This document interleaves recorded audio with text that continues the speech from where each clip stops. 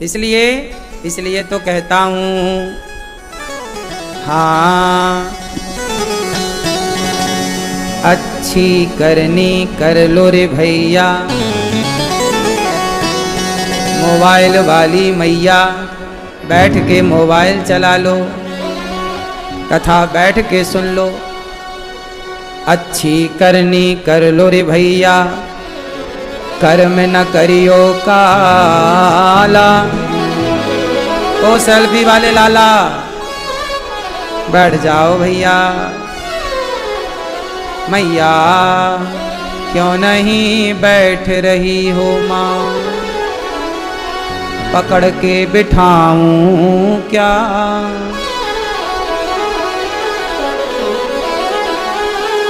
अच्छी करनी कर लो रे भैया, कर्म न करियो काला। लाख आंख से देख रहा है तुझे देखने वाला। सच की खेती कर लो चतुर नर, समय गुजरता जाता। मेरे मालिक की दुकान में सब लोगों का खाता।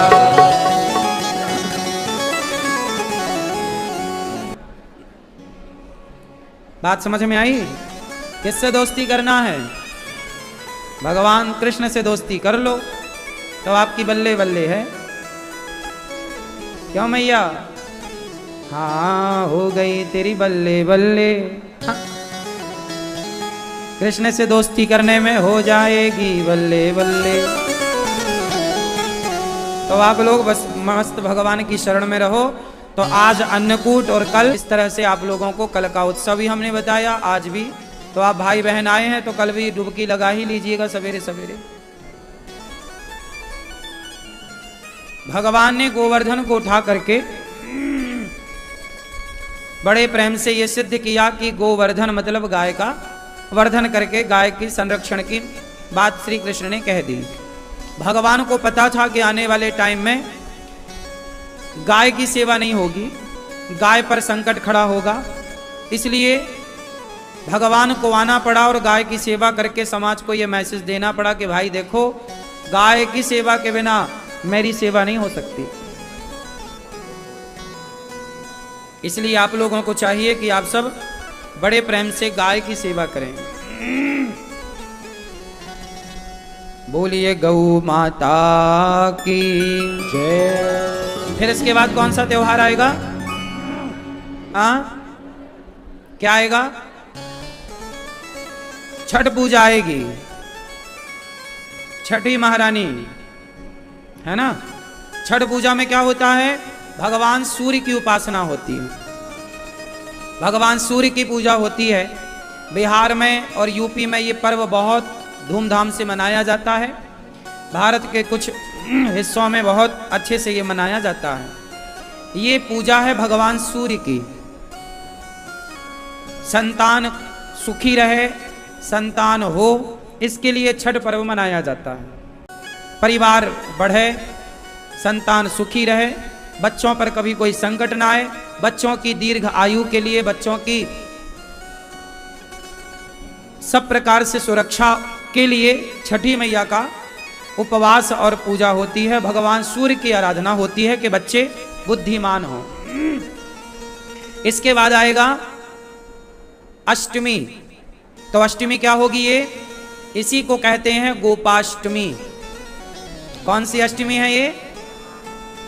छठी के बाद क्या आएगी? गोपाष्टमी। और गोपाष्टमी का मतलब है आज के दिन, मतलब गोपाष्टमी के दिन भगवान क्या किए थे? गैया चराना शुरू किए थे। इसलिए गोपाष्टमी में, इस कार्तिक में भगवान ने गाय चराना स्टार्ट किया। इसलिए गोपाष्टमी और इस कार्तिक के माह में गौदान की भी बड़ी महिमा है। गोपाष्टमी में गाय को चारा, गाय की सेवा, गाय को पूजा, भगवान सब प्रकार से गाय की सेवा करते हैं, आप भी करिए। और गोपाष्टमी के बाद क्या आएगा? नवमी। कौन सी नवमी? बोलो। हाँ हाँ हाँ हाँ, अक्षय नवमी बोलते हैं, आंवला नवमी भी कहते हैं। कौन सी नवमी? इस आंवला नवमी के दिन कहते हैं कि आंवले के पेड़ पर ही भगवान श्रीमन्नारायण का वास होता है आंवला नवमी के दिन। जैसे रविवार को एकादशी को तुलसी पर भगवान नारायण का वास होता है, उसी दिन उसी प्रकार आंवला नवमी को अक्षय नवमी भी कहते हैं। इस दिन आंवला दान करने की महिमा है। इस दिन आंवले के पेड़ के नीचे बढ़िया भोजन प्रसादी बना करके वहाँ पाने की, भोजन करने की, भोजन कराने की बड़ी महिमा है। हमें बचपन में याद है, हम लोग, हमारी माँ और हम लोग जाया करते थे खेतों में, जहाँ आंवले का पेड़ होता था वहीं बढ़िया बनता था प्रसाद, वहीं भोग लगता था, वहीं खाते थे। आंवला भी खाया करो, ये औषधि है। तो अक्षय नवमी कहते हैं, अक्षय नवमी के दिन किया गया कोई भी पुण्य अक्षय फलदायी होता, उसका कभी क्षय नहीं होता। तो आंवले का पेड़ घर में लगाइएगा और आंवले की पूजा करिएगा। देखो हमारे जो त्योहार हैं कितने वैज्ञानिक हैं कि हम लोग पेड़ पौधों की पूजा करते हैं, आंवले के पेड़ की पूजा, ये प्रकृति की पूजा है। फिर आएगी एकादशी। कौन सी एकादशी? हाँ, देव उठनी एकादशी, से बड़ी एकादशी भी कहते हैं, बड़ी 11 देव उठनी एकादशी। इस एकादशी के दिन ही भगवान श्रीमन्नारायण का, भगवान शालिग्राम जी का तुलसी जी के साथ विवाह होता है। तो आप लोग भी विवाह करिएगा, यहां होगा, आप लोग सब दर्शन करेंगे। फिर इसके बाद क्या होगा? पूर्णिमा, कार्तिक पूर्णिमा। मतलब ये जो कार्तिक का महीना है, सारे इस महीने में सबसे ज्यादा त्योहार होते हैं। हमारे सनातन धर्म में जितने भी महीने हैं, सब महीने एक से बढ़कर एक हैं, पर कार्तिक माह में सबसे ज्यादा त्योहार होते हैं। इसी माह पर दीपावली होती है, इसी माह पर देव उठनी एकादशी होती है, इसी माह में धनतेरस होती है, इसी माह में गोपाष्टमी होती है, इसी माह में अन्नकूट होता है, इसी माह में भाई दूज होती है। तो एक माह में इतने सारे पर्व, इतने सारे त्योहार। यदि ये सवाल कोई आपसे पूछे कि हिंदू धर्म में, सनातन संस्कृति में वो कौन सा महीना है जिस महीने में सबसे ज्यादा त्योहार होते हैं, तो आप कह सकते हैं कि कार्तिक का माह है वो, जिसमें सबसे ज्यादा त्योहार होते हैं। और सभी त्योहारों की अपनी अपनी विशेषता है, सबकी पुरानी पौराणिक मान्यता है। तो कार्तिक का माह वैसे ही पवित्र है। ये व्रत का, इस माह में कहते हैं तीर्थों में स्नान करने का बड़ा महत्व है। आप लोग वृंदावन में हो तो यमुना जी ही स्नान करने जाया करो। क्यों? कहते हैं कि इस माह में ही एक राक्षस ने वेदों को जल में छिपाया था। कहते हैं कि कार्तिक माह में वेदों का वास जल में होता है। कहाँ होता है? वेदों का वास कहाँ होता है? तीर्थों में, नदियों में। जितने हमारे तीर्थ नदियां हैं, जलाशय हैं, उनमें वेदों का वास होता है। इस महीने में वेद जल में शयन करते हैं, जल में वास करते हैं। तो वेद जब वास करते हैं तो कहते हैं कि जब आप जल में, तीर्थों में स्नान करते हैं तो आपको वेद माता की कृपा प्राप्त होती है। और वेद कृपा करते हैं तो आपका ज्ञान बढ़ता है, आपका यश बढ़ता है, आपकी कीर्ति बढ़ती है, आपकी बुद्धि कारगर होती है, मीन्स अच्छी होती है, पवित्र होती है। इस माह में दीप दान करने की भी महिमा है। सब प्रकार से स्नान दान की महिमा बताई जाती है। कार्तिक का माह, तो कार्तिक माह पूरा उत्सवों से भरा पड़ा है। आप जो उत्सव मनाना चाहें, जो वो आप मनाएं। प्रिय भक्तों, भगवान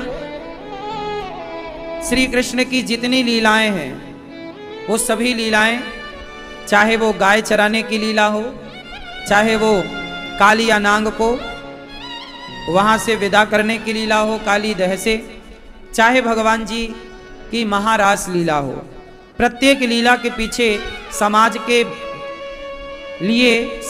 लिए एक अच्छा मैसेज छिपा होता है कि भगवान ने ये किया तो इसके पीछे का कारण क्या था। आज मैं कुछ भगवान श्री कृष्ण और भगवान श्री राम से जुड़ी कुछ बातें आपको बताऊंगा। ये तो अभी हमने माह की महिमा बताई। एक कार्तिक माह की पुस्तक आती है छोटी सी, उसमें कार्तिक माह की बड़ी महिमा बताई गई है, पढ़ा करिए आप लोग। एक एकादशी की पुस्तक आती है जिसमें सारी एकादशियों का कथा होती है और एकादशी क्यों मनाते हैं और एकादशी कौन सी एकादशी कौन सा फल देती है। ये सब पढ़ा करो, थोड़ा बच्चों को पढ़ाया करो। कार्तिक माह के बारे में भी थोड़ा जानो, थोड़ा राम के बारे में और थोड़ा कृष्ण के बारे में आज हम आपको जो विशेष बातें हैं वो आपको बताएंगे। ध्यान से सुनिएगा। भगवान कृष्ण और भगवान राम दोनों में क्या अंतर है बताओ? राम और कृष्ण में बड़े कौन? जोर से, जोर से। हाँ, कौन बड़े? राम। कौन बड़े? कौन बड़े? कौन बड़े भैया? हाँ, राम बड़े। आप बताओ कौन बड़ा? राम।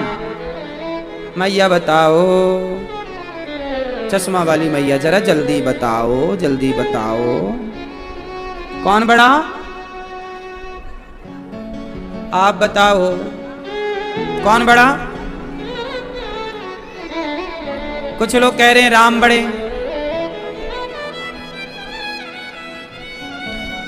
आप लोग बताइए कितने कंफ्यूज रहते हैं। मैं कितनी बार इस विषय को बता चुका हूं, लेकिन आप सत्संग करते ही नहीं। चलो आज भले आए तो सही। राम और कृष्ण में बड़े कौन? दोनों, दोनों राम कृष्ण दो एक हैं, अंतर नहीं निमेष। जो राम है वही त्रेता में वो राम बने तो द्वापर में कृष्ण बने। अंतर आपको कैसे लगता है? आपको ऐसा लगा कि राम बड़े हैं? जैसे हमारी दो आंखें हैं, ये और ये, तो आपको कौन सी आंख ज्यादा प्रिय है? हाँ? आपको कौन सी आंख ज्यादा प्रिय है बताओ? कौन? दोनों? कौन सी वाली ज्यादा प्रिय है? जो ना प्रिय हो बताओ।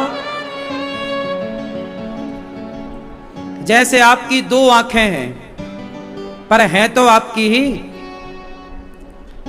उसी तरह भगवान दो रूपों में है एक ही पर रूप दो हैं, राम रूप। और अब कुछ लोग कहते हैं कि राम में 12 गुण हैं और कृष्ण में 16 गुण हैं। कुछ लोग कहते हैं राम में 12 कलाएं हैं जबकि कृष्ण में 16 कलाएं हैं। कुछ लोग कहते हैं कि कृष्ण बड़े हैं क्योंकि कृष्ण में 16 कलाएं हैं। कुछ लोग कहते हैं जी राम बड़े हैं। ये छोटा बड़ा कौन कहता है? वही जो अज्ञानी है, जो राम और कृष्ण को दो माने, जो राम और कृष्ण को छोटा या बड़ा माने, समझ लो कि वो अज्ञानी है, अभी सत्संग किया नहीं, जाना नहीं, इसलिए वो छोटे और बड़े का भेद रखता है, क्योंकि सत्संग से अभी जुड़ा नहीं है, मैच्योर नहीं है, गंभीर नहीं है, शास्त्रों का ज्ञान नहीं। 12 कलाएं राम की नहीं है। राम है सूर्यवंशी और सूर्य की कलाएं कितनी होती हैं? सूर्य कितनी राशियों में रहते हैं? राशियां कितनी होती हैं? मेष, वृष, मिथुन, कर्क, मीन, कन्या, कितनी राशियां हैं टोटल? 12। तो सूर्य भगवान कहां जाते हैं? 12 राशियों में। तो सूर्य की कलाएं हैं 12।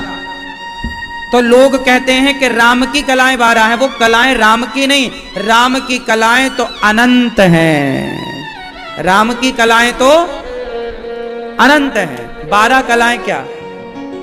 राम अनंत कलाओं के धनी हैं। चूंकि राम सूर्यवंशी हैं, तो सूर्य की कलाएं 12 होने से लोग ये समझ लेते हैं कि राम की कलाएं 12 हैं, और कृष्ण है चंद्रवंशी। कृष्ण कौन है? तो चंद्रमा की कलाएं कितनी होती हैं? चंद्रमा की कलाएं कितनी होती हैं? बोलो मेरी मां, कौन कौन सी? चंद्रमा की 16 कलाएं हैं, प्रतिपदा से लेकर के पूर्णिमा आप गिनो। 15 हुआ, एक अमावस्या गिन लो। चलो मैं गिनाता हूं, बोलो अमावस्या। अमावस्या में चंद्रमा क्या होते हैं? शून्य हो जाते हैं, लुप्त। इसलिए क्या हो जाता है? अंधकार। अमावस्या मतलब चांद का गायब हो जाना। गायब मीन्स दिखाई ना पड़ना। अमावस्या में चंद्रमा होते हैं, बिल्कुल नजर ही नहीं आते, तो 0। फिर क्या होता है? प्रतिपदा आती है, तो चंद्रमा हल्का सा दिखाई पड़ता है, प्रतिपदा। फिर द्वितीया को चंद्रमा बड़ा, तृतीया को और बड़ा, चतुर्थी का और बड़ा, पंचमी का और बड़ा, षष्ठी का और बड़ा, सप्तमी का और बड़ा, अष्टमी, नवमी, दसवीं, एकादशी। जैसे जैसे दिन बढ़ेंगे चंद्रमा क्या होगा? बड़ा। और पूर्णिमा को पूरा गोल, पूरा।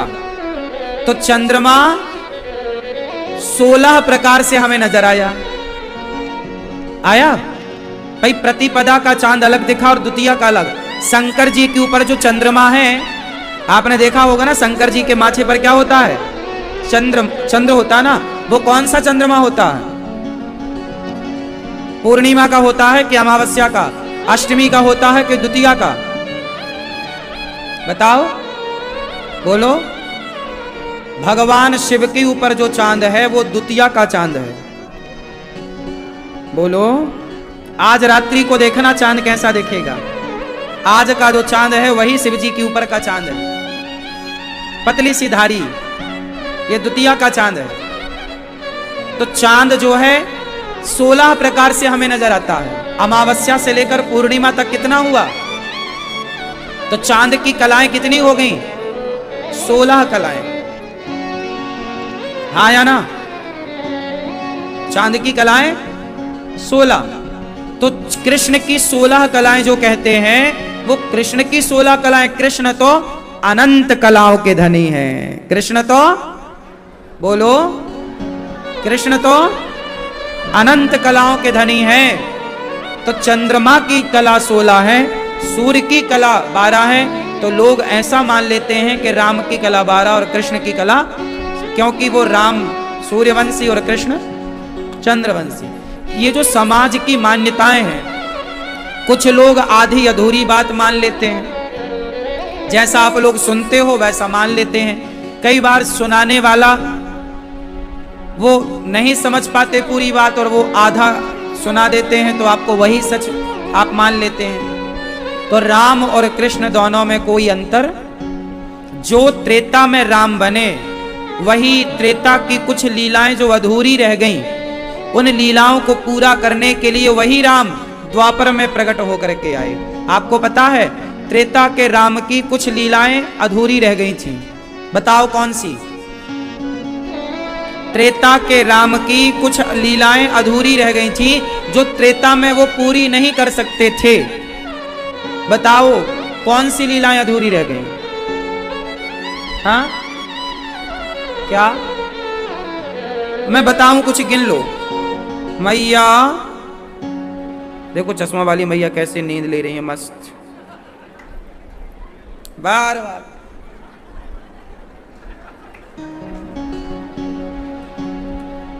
है ना? पूरी रात प्रपंच करती हो मेरी माँ, कथा में सो जाती हो।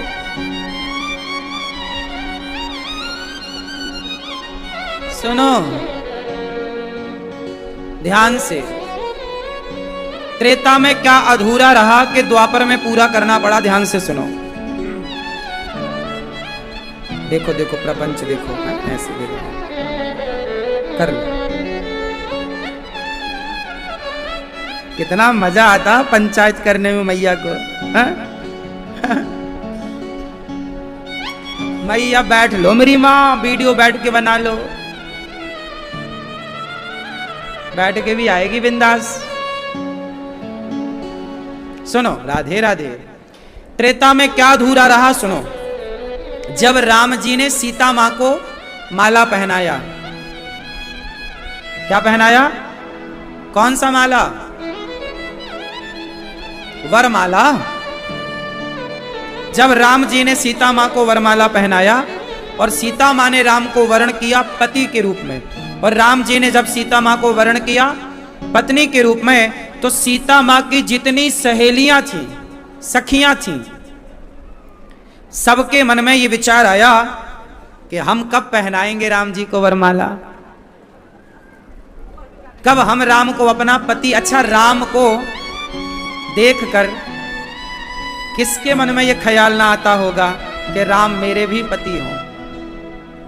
क्यों नहीं आता होगा? एक सामान्य से पुरुष को आप देखती हो, कोई बड़ा सफल पुरुष है, बड़ा सुंदर पुरुष है, तो उसी को देखकर आपके मन में ये लड्डू फूटने लग जाते हैं कि काश ये हमारा बन जाए। हाँ या ना? जब सांसारिक पुरुष को देखकर आपके मन में ये विचार आ जाता है कि ये हमारा होता, तो राम को देखकर भला स्त्रियों का ये विचार ना बना होगा कि काश हमारे भी ये कभी पति बनेंगे। मीराबाई के मन में आ गया कि क्या कृष्ण कभी हमारे पति बनेंगे। तो भगवान को देखकर जनकपुर की सखियों का विचार हुआ कि क्या राम हमारे भी कभी पति बनेंगे। तो राम ने बोला कि इस जन्म में तो नहीं, पर आपने मन बनाया है तो मैं आपकी इच्छा अगले जन्म में पूरी करूंगा। एक बात बताएं, जो आप सोचते हैं ना वो होता जरूर है, इसलिए अपनी सोच अच्छी ही रखो। यदि आप ये भी सोचते हैं कि क्या भगवान हमें मिलेंगे, तो भगवान भी तो सोचते होंगे किसने मुझे पाने का मन बनाया है, तो ये तो जिम्मेदारी अब भगवान की है ना कि वो आपको मिलकर के आपकी इच्छा पूरी करें। तो जनकपुर की सखियों के मन में आया कि क्या हमारे पति ऐसे होंगे। तो राम बोले इस जन्म में नहीं, पर अगले जन्म में मैं तुम सबका पति बनकर तुम्हारी इच्छा पूरी करूंगा। तो उन सखियों की इच्छाएं पूरी करने के लिए राम मर्यादा में रहे एक पत्नी के साथ, लेकिन कृष्ण को अनेक पत्नियां बनानी पड़ी, अनेक विवाह करना पड़ा। जो त्रेता की वेटिंग लिस्ट थी द्वापर में जाके पूरी हुई। अब भाई रोक भी तो नहीं सकते ना मन को, और मन भी गलत थोड़ी है, भगवान को पाने का मन गलत थोड़ी था। बताओ, एक ये तो पहली बात थी। अब दूसरी बात सुनो। आपने सुना होगा राम जी के सामने एक और महिला आई थी जो ऑफर लेके आई थी कि आप हमसे विवाह कर लो, हम आपसे विवाह करना चाहते हैं। क्या बता सकते हैं कौन थी? क्या थी? मैया बैठो मेरी मां, तुम कहां मुंह बंद करके चली? चलो बताओ कौन सी महिला थी जो राम से कहने आई कि आप बहुत सुंदर, मेरे से विवाह कर लो? सूपनखा। ये कौन थी? रावण की बहन। अच्छा, इसके लिए भी भगवान राम को दूसरा अवतार लेना पड़ा। अब ये बताओ कि सूपनखा कहती है आप मेरे से विवाह करो, मैं आपसे प्यार करती हूं। अब मुझे एक बात बताओ, क्या भगवान से प्यार करना गलत है? उत्तर दो। यही तो कहते हैं कि भगवान से प्यार करो, भगवान से प्रेम करो। सारे संत लोग क्या कहते हैं? रामचरितमानस में भी लिखा है, राम ही केवल प्रेम प्यारा। मीराबाई ने भगवान से क्या किया? प्यार किया। तुलसीदास जी ने क्या किया? प्यार किया। सूरदास जी ने, रैदास जी ने, जितने भक्त भाई सब क्या किए। और हम भी क्या कहते हैं आपसे? भगवान से प्यार करो, हम भी प्यार करें। अच्छा, मुझे एक बात बताओ कि क्या सूपनखा जो राम से प्यार करती है, तो क्या सूपनखा का प्यार गलत था? भगवान से प्यार हो जाए इसमें गलत क्या है? और सूपनखा किसे चाह रही है? राम से कहती है कि मैं आपसे विवाह करना चाहती हूं, आप बहुत सुंदर हैं। तो बात तो ठीक कह रही है। राम से सुंदर कौन होगा? भगवान से सुंदर कौन होगा? तो समपुरुष। अच्छा, राम को देखकर किसी का मन राम की ओर खिंच जाए, इसमें कोई आश्चर्य तो नहीं है ना? बोलो मेरी मां। राम से विवाह करने का जो मन सूपनखा ने बनाया, क्या वो गलत था? बोलो बोलो मेरी मां। नहीं ना। राम से प्यार करना गलत कैसे हो सकता है? भाई शिशुपाल ने कृष्ण से प्यार किया गालियां देकर, तो उद्धार तो उसका भी हुआ।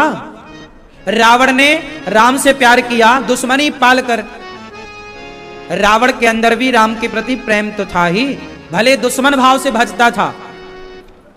आपने एक चौपाई सुनी होगी ना, भाव कुभाव अनख आलस हूं। चाहे कोई भगवान को भाव से भजे, कुभाव से भजे, आलसी होकर भजे, बस भजे राम राम कहीं जे जमुहाही। कुछ लोग जमहाई लेते समय बोलते राम आ, उसमें भी भगवान का नाम निकल रहा, मंगल है। अच्छा एक बात बताओ, सूपनखा राम से कहती है आप बहुत सुंदर है, मैं आपसे विवाह करना चाहती हूं, तो राम को देख करके किसका मन नहीं जाएगा विवाह के लिए? इतने सुंदर जो है राम, भगवान है वो, और भगवान से प्यार करना बिल्कुल गलत नहीं है।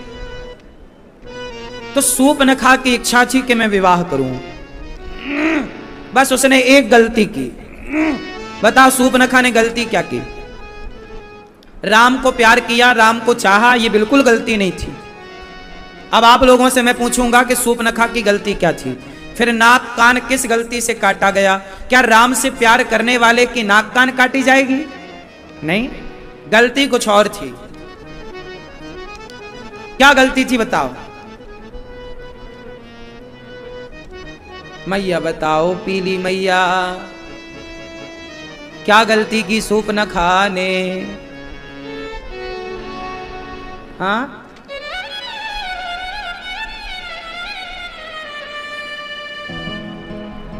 आप बताओ मैया, सूपनखा ने क्या गलती की?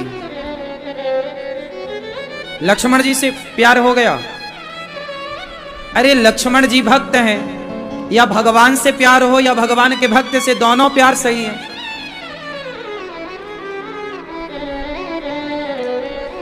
आप भगवान से प्यार नहीं करते, आप भगवान को नहीं जानते, पर किसी भगवान के भक्त को आप जानते हैं, आपकी श्रद्धा किसी भगवान के भक्त में है, तो भी तो आपका कल्याण होता है। दासानुदासो भवितास्मि भूया। तो लक्ष्मण जी जैसा भक्त कौन होगा? तो राम जी भगवान है और लक्ष्मण जी भक्त है, तो सूपनखा चाहे राम से प्यार करे चाहे लक्ष्मण से, दोनों से ही उसका भला है। गलती कहां हुई सूपनखा से, ये आप बताओ। हाँ मैया, धीरे धीरे बोल कोई। सूपनखा ने एक गलती की कि राम से तो प्यार किया, राम को तो देखा, लक्ष्मण जी को देखा, दोनों को देखना सही था, पर गलती सूपनखा से यह हो गई कि सूपनखा सीता माता की ओर देखना नहीं चाहती, और राम तब तक नहीं मिलेंगे जब तक सीता मां को ना पाया जाए। इसलिए हमारे यहां युगल उपासना है। अकेले राम का कोई मंदिर हो तो बताओ, आप कहोगे अयोध्या जी में? नहीं, अयोध्या जी में राम का बाल रूप, बाल राम का मंदिर है। छोटे से राम जब 5 वर्ष के थे ना, जब विवाह ही नहीं हुआ, तब का वो दर्शन है। वरना धरती में जितने राम मंदिर हैं, सारे मंदिरों में माता सीता जरूर होंगी। हाँ या ना? क्या बिना सीता के कोई मंदिर है राम जी का? क्या बिना राधा के कोई मंदिर है कृष्ण जी का? हमारे यहाँ कोई भी पूजा नहीं होती बिना लक्ष्मी के, बिना राधा के, बिना सीता के। हमारे यहाँ युगल उपासना है।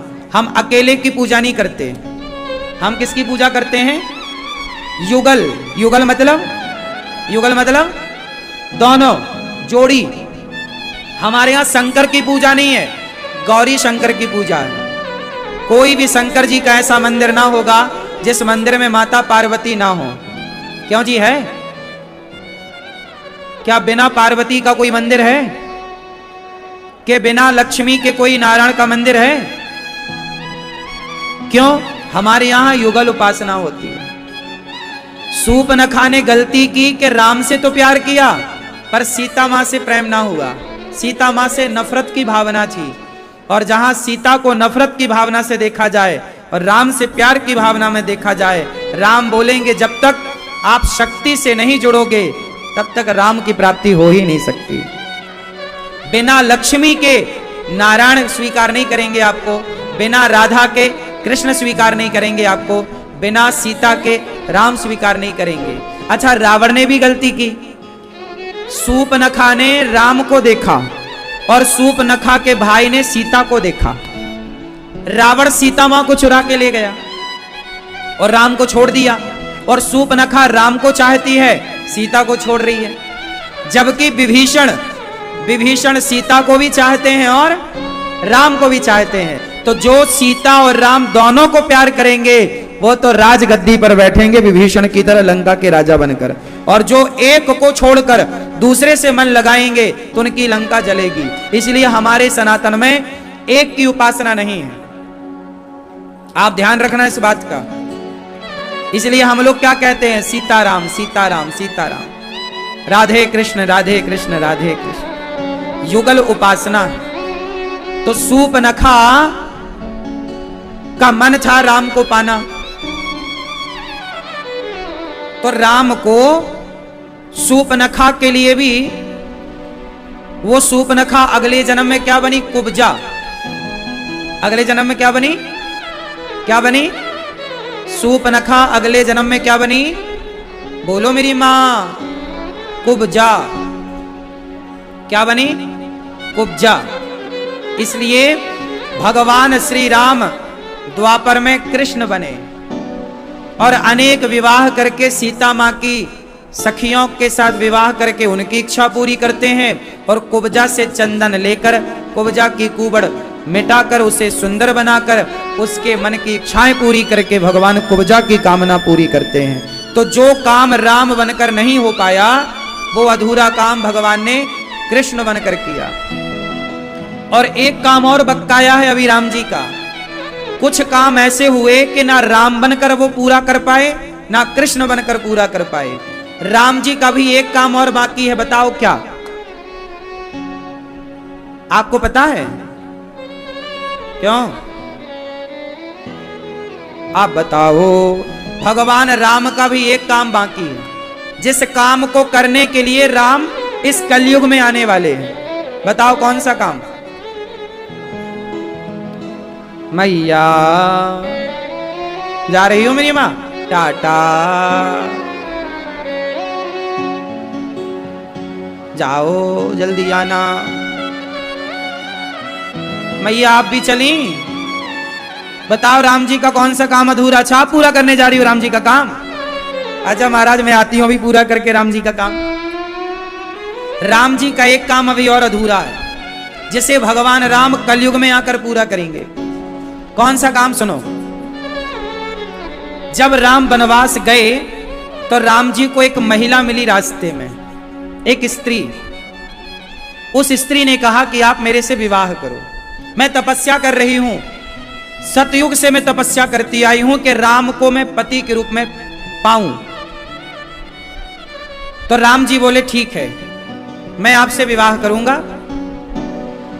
मेरी पत्नी को रावण लेकर गया है, जब मैं रावण को मारकर पत्नी को लेकर आऊंगा, और यदि आपने मुझे पहचान लिया, यदि आपने मुझे पहचान लिया तो मैं आपसे विवाह करूंगा, और आप नहीं पहचान पाई तो मैं आपसे विवाह नहीं करूंगा। तो राम जी रावण को मारकर सीता मां को लेकर राम जी आए उस स्त्री के पास, लेकिन वो स्त्री राम को पहचान ना पाई। तब राम जी बोले कि आप पहचान ना पाई, इसके लिए आप और तपस्या करो, मैं आपको कलयुग में विवाह करूंगा। वही कन्या आज वर्तमान में वैष्णव मैया कहलाती हैं, वैष्णवी मैया कहलाती हैं। वैष्णव मैया कहां है? बोलो मेरी मां। जम्मू, कटरा, कटरा क्यों कटरी बोलते हैं? तो जम्मू में जो कटरा है, वहां जो वैष्णवी मैया है हमारी, वो वैष्णव माता से भगवान राम कलयुग के अंत में जब राम कल्कि बनकर आएंगे तो कल्कि भगवान का विवाह मां वैष्णवी से होगा। तो देखो, एक बार राम जी आते हैं तो अनेक अनेक युगों के लिए लीलाएं करके जाते हैं कि कुछ लीला तब होगी तो कुछ लीला आगे होगी तो कुछ और आगे होगी। तो त्रेता में जो राम आए वही द्वापर में अपनी लीलाओं को पूरी करने कृष्ण बने, और वही इस कलयुग में कल्कि बन करके कुछ लीलाएं और पूरी होंगी तो वो कलयुग में पूरी करेंगे। तो हमारे भगवान राम और कृष्ण कितने हैं बोलो? अच्छा बताओ, राम जी के कितने अवतार हुए बताओ? कितने अवतार हुए राम जी के? कितने? भगवान राम के 24 अवतार हैं। राम मतलब नारायण, राम मतलब विष्णु, राम मतलब हरि। और हमारे भगवान के अवतार कितने हैं? तो भगवान का एक अवतार राम, एक अवतार कृष्ण, एक नरसिंह, एक वामन, एक धन्वंतरी, एक कच्छप, एक मोहिनी, ऐसे 24। इसमें एक अवतार होगा कल की अवतार। 23 ऑलरेडी हो चुके हैं, 24वां होगा। तो आप लोग ये समझते हो कि राम अलग। आपसे मैंने पूछा कि राम कृष्ण में बड़ा कौन? आप लोग बोले राम, राम बड़े कृष्ण बड़े। ऐसा नहीं बोला करो। छोटा बड़ा कहना भी अपराध है। को बड़ छोट कहत अपराधु। राम को छोटा कहना या कृष्ण को छोटा कहना ये अपराध है। अब कोई भक्तों को कहने लग जाए कि मीराबाई बड़ी के शक्कोबाई बड़ी, कोई कहे कि तुलसीदास जी बड़े के सूरदास जी बड़े। लोग कहते हैं राम कण कण में है, पर मैं कहता हूं रामचरितमानस कहती है कि जो पराई नारी को मां की तरह देखता है उसके हृदय में भगवान रहते हैं। जननी समझा नहीं पर नारी। आगे की और बात सुनो। अब आगे की चौपाई का अर्थ बोलना। ये आधी चौपाई थी, अब आधी और बताओ। आप देखो आप कितना अच्छा हमें पढ़ा लेते हो, कितना अच्छा अर्थ आप करते हैं। थोड़ा रामचरितमानस पढ़ा करिए, अच्छा लगेगा आपको। धनु पराव, धनु पराव मतलब पराया। धनु पराव विषते, विष भारी। इसका अर्थ बताओ। पराया धन किसके बराबर है? विष मतलब जहर। धनु पराव पराया धन, विष ते विष भारी। विष से भी विष है, मतलब जहर नहीं बताया पराय धन को, जहर से भी, जहर का भी जहर। जो जहर जहर को भी मार दे, ऐसा जहर।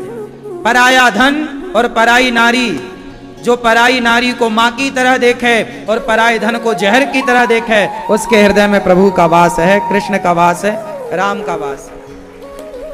अब आप बताओ कि आप पराय धन को कैसे देखते हो? कुछ लोग तो पराय धन को देख के जल जाते। इसके पास कैसे आ गया इतना? पराई धन संपत्ति देख के जलो मत, ईर्ष्या मत करो। आप भी काबिल बनो, आप भी कमाओ।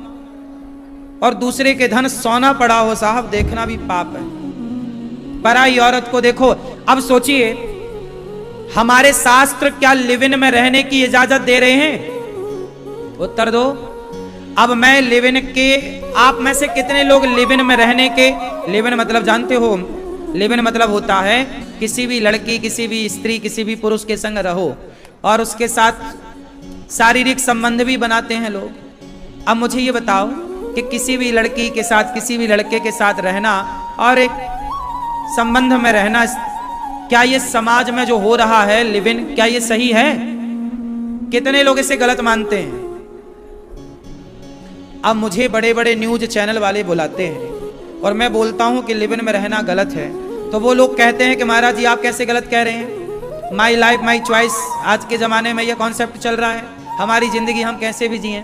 भाई ये मेरा कहना नहीं है, हमारे शास्त्र क्या कह रहे हैं?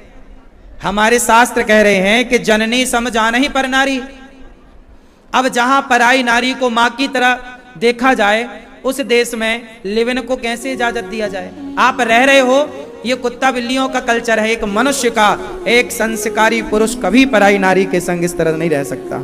एक समझदार स्त्री कभी पराई पुरुष के साथ संबंध नहीं जोड़ सकती। शादी हुई नहीं, पहले ही से तुम 17 जगह मुंह मार रहे हो।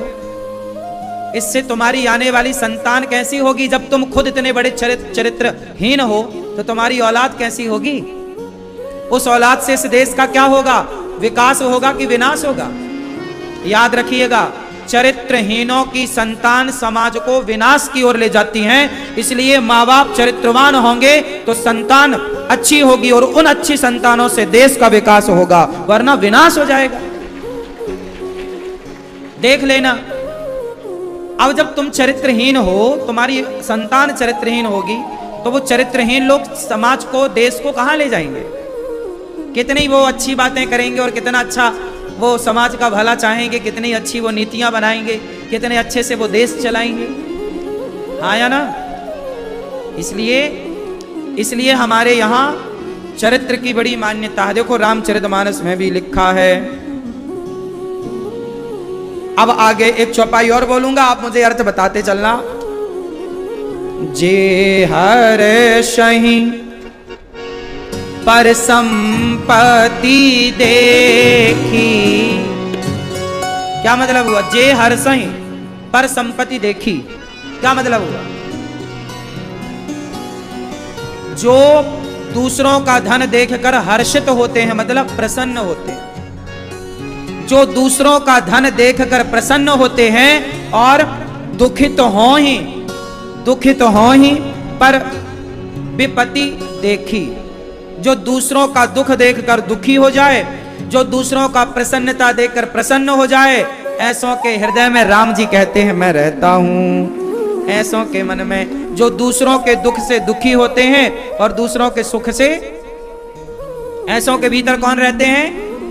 हाँ, अब बताओ, आप कितना भी माला जपो, कितना भी पूजा करो, पर दूसरे के सुख को देख के आपके अंदर आग लग रही है, दूसरों के दुख को देखकर आपको बड़ी कलेजे में ठंडक मिल रही है।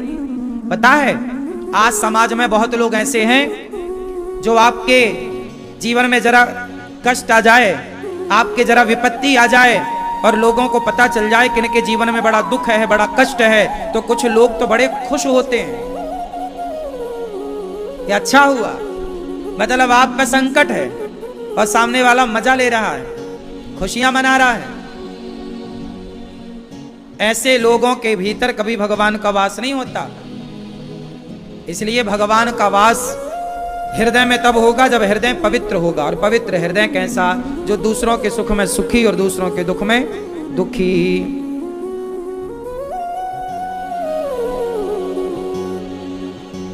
स्वामी सखा पितु मातु गुरु, जिनके सब तुम तात, मन मंदिर तिनके बसऊं, सीय सहित दो भ्रात। फिर चौपाई दोहे का अर्थ करो। स्वामी, बोलो स्वामी, बोलो स्वामी, जोर से बोलो स्वामी। सखा, पितु, मातु, गुरु, कितने हो गए? 5। जो भगवान को अपना सर्वस्व माने, जो भगवान को ही अपना माता, अपना पिता, अपना सखा, जो भगवान को ही अपना सर्वस्व माने, उन्हीं के हृदय में प्रभु आप रहो। जो भगवान को ही सर्वस्व माने। अब सुनो, अब गुण तजी। भगवान कहाँ रहे? मन मंदिर। मन मंदिर, जिनके मन को मंदिर बना लिया है लोगों ने। आप लोग मंदिर मिट्टी का बनाते हो। अरे मिट्टी का मंदिर क्यों बनाते हो? मन को ही मंदिर बनाओ ना। मन को क्या बनाओ मेरी माँ? मैया कहाँ चली मन को मंदिर बनाने? कहाँ बनाया जाता है बताओ दुकान? मन मेरा मंदिर। सुनो, अच्छा मन को मंदिर बनाए कि घर में मंदिर बनाए? बोलो। और आजकल दुनिया क्या बनाने में लगी है? घर में मंदिर बनाने लगी है। मन को मंदिर कोई नहीं बना रहा है। इसलिए लोग सब पागलों की तरफ आगे जा रहे हैं, पर किसी को कुछ पता ही नहीं कि कहां जा रहे हैं। बस जा रहे हैं, जा रहे हैं, बस जा रहे हैं। कहां जा रहे हैं किसी को नहीं पता। भाग रहे हैं, टेंशन में घूम रहे हैं, चिंताएं हैं। क्यों है पता ही नहीं। क्यों टेंशन है? क्यों? किसी रोते हुए से पूछो क्यों रो रहे हो, उसे पता ही नहीं क्यों रो रहे हैं, बस रो रहे हैं। महाराज जी हम बड़े दुखी हैं। एक मैया आई, महाराज जी हम बड़े दुखी हैं, रो रही मैया। मैंने कहा मैया कौन सा दुख है? महाराज जी बहुत घुटनों में कमर में दर्द है। अब बताओ ये कोई दुख है? ये तो बुढ़ापे का सिद्धांत है। आपने बुढ़ापे में ठीक से अपने शरीर का ख्याल नहीं रखा, खान पान में ध्यान नहीं दिया, और अब बुढ़ापे में तो ये बुढ़ापे का कष्ट भोगना ही पड़ता है। ये कोई दुख नहीं है। लोगों से पूछो कौन? महाराज जी हमारी बहू नहीं सुनती। बहू नहीं सुनती ये कोई दुख है? नहीं सुनती तो कान का इलाज कराओ। महाराज जी हमारा बेटा नहीं सुनता, हम बड़े दुखी हैं। ये कोई दुख है? ये दुख नहीं है। ये तो आपकी लापरवाही है कि आपने अपने बेटे को संस्कार दिए ही नहीं। आप ही तो माँ बाप थे, आप ही तो गोद में खिलाते थे, आप ही तो दूध पिलाती थी, तो क्यों नहीं ऐसे संस्कार दिए कि वो आपकी सुने?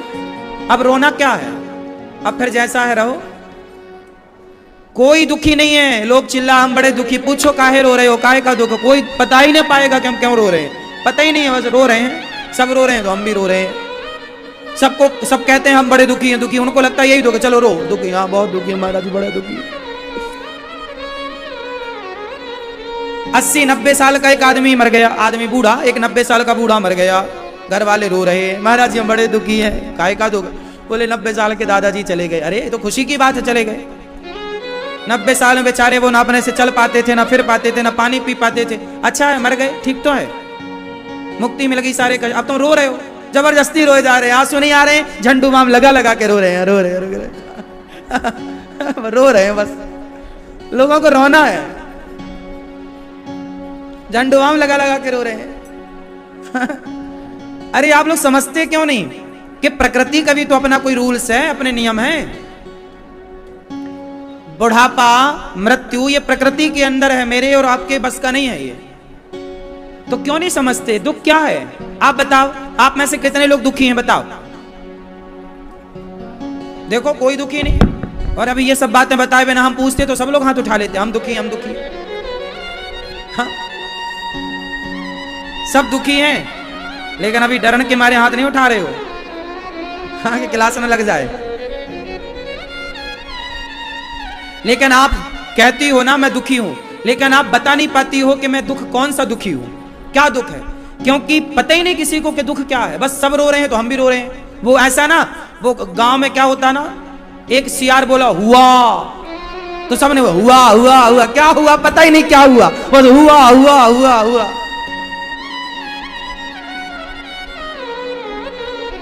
एक कुत्ता ने किया भाव, सबने भाव भाव भाव भाव। क्यों भाव पता ही नहीं, क्यों भाव, बस भाव भाव, पता ही नहीं क्यों भाव भाव भाव भाव। क्यों मैया? ऐसे ही है। इसलिए बूढ़े लोग कहते हैं भेड़ चाल। क्या कहावत बनी? अरे भेड़ चाल चल रहे हो, कौन सी चाल? ये कहावत सुनी ना, भेड़ चाल। क्या होती है भेड़ चाल?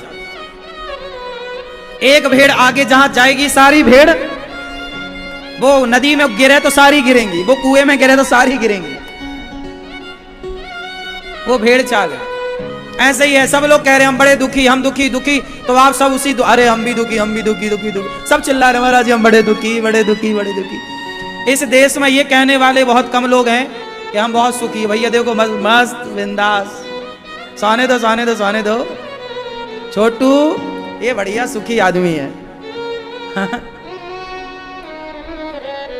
सुनो, सब लोग क्या कहते हैं? हम बड़े दुखी। जब आप रोज सुनते हो पड़ोसी से जमाने से मैं दुखी दुखी दुखी, तो आप भी दुखी हो जाते हो। जब आप लोग कहते हो हम बड़े दुखी हैं, भारत के 95% लोग यही कहते हैं हम बड़े दुखी, बड़े दुखी, बड़े दुखी। ना, आप गलत रट रहे हो। जब आप दुखी दुखी रटोगे तो आप सच्ची दुखी हो जाओगे। आप ये रटो हम बहुत सुखी हैं, हम बहुत सुखी हैं, हम बहुत सुखी, हम बहुत सुखी हैं। आप कहो हम बहुत सुखी हैं, हम बहुत सुखी हैं। जब आप बहुत सुखी सुखी कहोगे तो आप क्या होंगे? सुखी सुखी। अभी क्या हो रहा है? दुखी दुखी दुखी दुखी दुखी दुखी दुखी हो गए दुखी। आप कहो हम बहुत सुखी हैं, हम बहुत सुखी, बहुत सुखी सुखी, हम बहुत सुखी हैं। हम टाटा बिरला अडानी अंबानी से भी ज्यादा सुखी हैं। कहो क्या बुराई है, कौन सा पैसा लग रहा है? जैसा आप सोचते हैं वैसे आप होते हैं, या आप मानते हो या नहीं? तो जब आप दुखी दुखी सोचोगे तो क्या हो जाओगे, और जब आप सुखी सुखी सोचोगे तो इसलिए सोच बदलो, पहले विचार बदलो, पहले दुख को अपने विचारों से हटाओ। जिस दिन आपके मस्तिष्क से दुख हट गया, उस दिन आपके जीवन से भी दुख हट जाएगा। कितने लोग मेरी इस बात से सहमत हैं? तो आज से आप क्या बोलेंगे? हम बहुत सुखी हैं। और सदा सुखी हो तो सदा ईश्वर का धन्यवाद। क्या करोगे? क्या करोगे? हाँ, सदा कहो, ओ बंसी वाले तेरा शुक्रिया, तूने जीवन में सब कुछ दिया।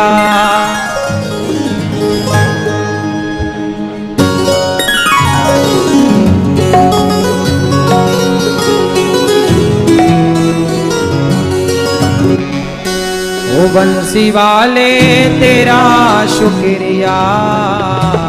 आप लोग शुक्रिया करते नहीं, धन्यवाद देते नहीं, सदा दुखी दुखी चिल्लाते। आज कहो, कहो, दिल से कहो, कन्हैया आपका धन्यवाद। बोलो, हे नाथ आपका बहुत बहुत धन्यवाद, जो दिया है बहुत।